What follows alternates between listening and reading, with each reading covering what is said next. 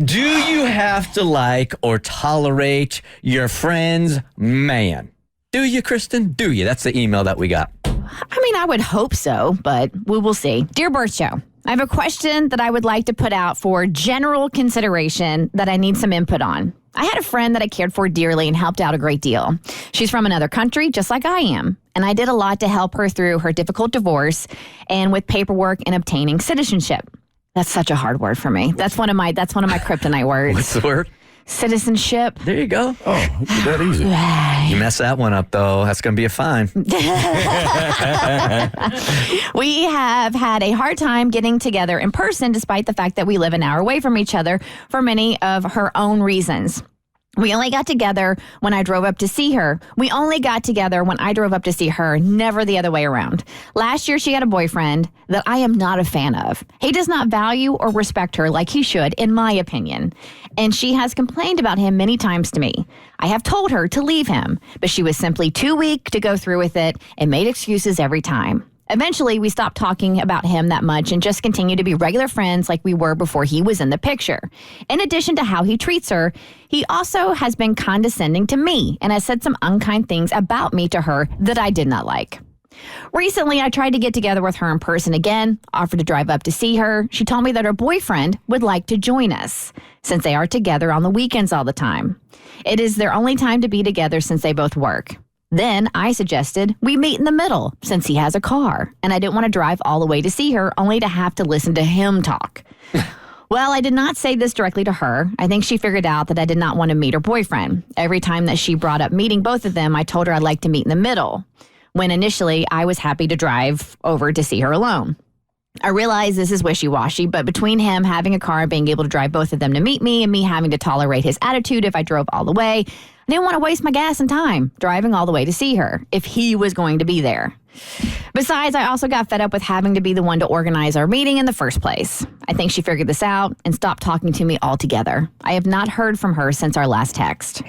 While I do not regret losing this friend, my question is this. Should you be required to tolerate your good friend's significant other? Or can you be friends and have that person leave their significant other at home? Especially if the friend knows her man can be a pain in the ass. Would love some thoughts and opinions. Friendless, looking for advice. So is there anybody listening right now that has this kind of arrangement with a best friend? Like you just know your best friend or your friend doesn't like your man. So you only go out with her when you know he's not going to be around or she is not going to be around. 1-855-BERT Show. I mean, I think it kind of happens organically, right? Yeah, I think so. And I think it's pretty common, too. I mean, I know when I was younger, I don't really have this problem now, but when I was younger, it seemed like within the group, there was always kind of like that one couple where no one really liked the significant other. So you kind of tried to hang out with that friend without them being around. But me personally, I think like and tolerate are two completely different things. I don't think you have to like them. But you do, to a certain extent, have to tolerate them. Well, again, and I think that by tolerate, even though it doesn't sound like a very nice word, but you do that out of respect for your friendship. Mm-hmm. And no, he's not your cup of tea. He's not who you would be with. But if it's who she has chosen to be with, whether you think he makes her happy or not. So ultimately, you have to respect that decision. Here's where I disagree with you, Mo, is that when you make a decision, I think, to tolerate the person while they're around, they can feel that. Oh, and yeah. it just like adds tension every time everybody's together. So I would rather not have them there at all and not have that tension. But, go ahead. I would too.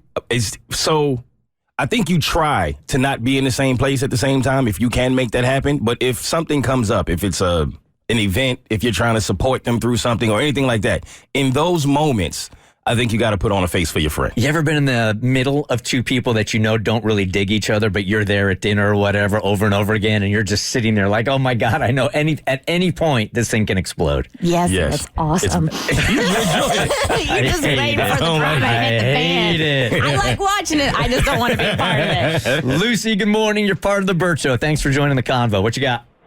Hey, yes, I had a friend I was the friend that didn't like the boyfriend. I have a very strong personality, strong opinions. My friends know that. They love me for it. But they also knew that this one friend knew I was not getting along with her boyfriend at all. And she was gracious enough to just never make me hang out with him. And he also didn't like me either, so that helped. Oh, there you go.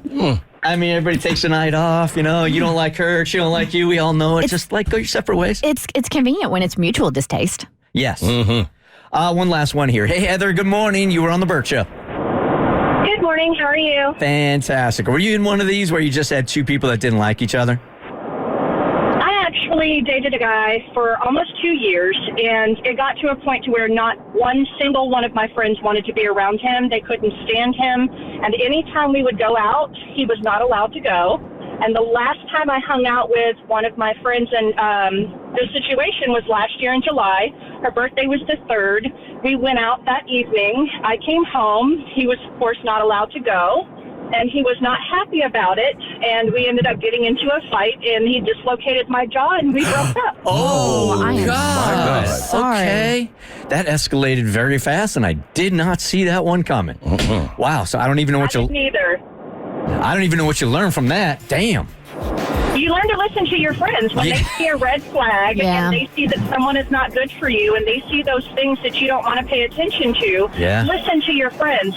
Not all of your friends are out there to ruin your relationship or don't want you with someone. They are looking out for you. When they tell you they see something negative or they tell you they see something wrong and they fear for your life or they fear that something's going to happen, pay attention to that. Ooh, I can't think of a Amen to more that. powerful call than that, Heather. I know. appreciate you calling. I'm sorry you had to go through that. But I'm so glad you're out. Oh, I was out.